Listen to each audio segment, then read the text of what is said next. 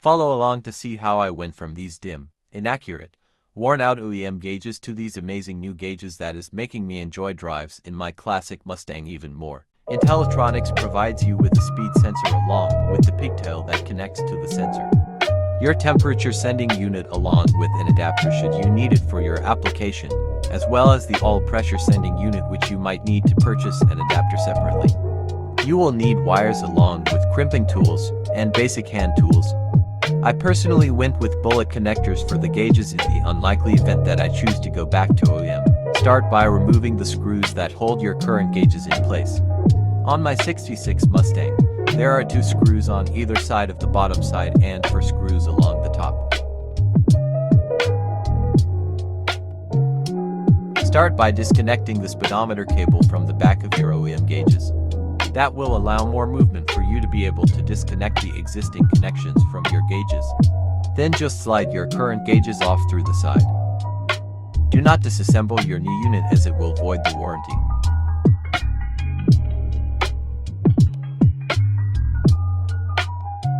You have to remove the existing gauges from your OEM housing. You will only reuse the faceplate. Carefully insert your new unit into the faceplate.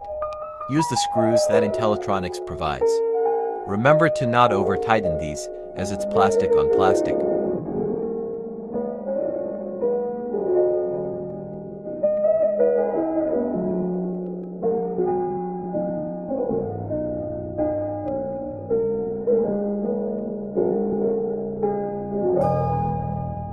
Be sure to set the switch on the back of the gauges as per the instructions for your particular setup. In my case, both have to be on the on position because my fuel sender is 73 to 10 ohms. Locate and remove your existing all-pressure sending unit. In my case, it is between my power steering pump and my oil filter on the driver's side of the engine. I had to purchase an adapter for my application. Install the new unit provided by Intellitronix. The new sending unit is a 2-wire setup. It is recommended that you use new wiring, which I did. One of the wires from the all-pressure sender will connect to the orange on the gauges and the other goes to a good engine ground. Disconnect and remove your existing temperature sending unit. Just like the all-pressure, this will use me wiring directly to the gauges. In this particular setup, it is a 2-wire sender.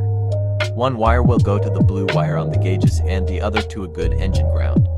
When installing the new sending unit, be sure to not use any Teflon or sealant. I like to hide my wires to keep a clean appearance.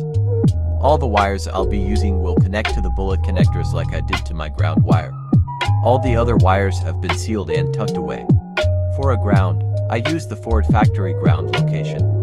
For my constant 12 volts, I am running that straight from the battery with a fuse. For my switch power, which is the pink wire, I tapped into the ignition switch itself.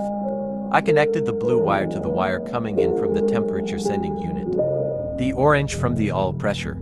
For purple, I spliced into a wire from one of the cluster lights. For my turn signals, I tapped into the corresponding turn signal wires. The brown wire is connected to my high beam indicator factory wire. The yellow wire is connected to the factory yellow fuel wire. Green wire is tachometer, but I am running a separate Shelby-style tachometer, so I will not use that. The white wire connects to the white wire of the speed sensor. Time to test that everything is working properly before installing the gauges in its place. I start off by testing the dimming function first, followed by both turn signals. I test that my high beam indicator works. I turn on the car to check if it is showing all pressure, if my fuel is showing correctly, which it is. My temperature gauge was also working and I finally know my car's voltage.